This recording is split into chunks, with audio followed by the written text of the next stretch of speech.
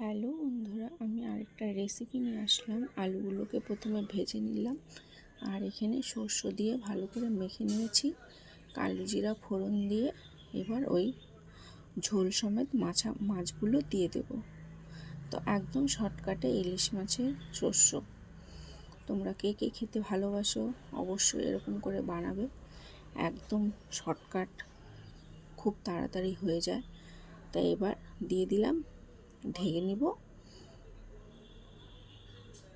একটু নেড়ে ঢেকে দিব। তারপর ফুটে আসলেই হয়ে যাবে আমার শস্যর মাছ। যেহেতু আলুগুলোকে ভেজে রেখেছি, তাই যে ঢাকনাটা তুলছি, দেখো ঝোলটা কি সুন্দর ফুটে আসছে। এই যে দেখো, তো আলুগুলো আমার সেদ্ধ হয়ে গেছে।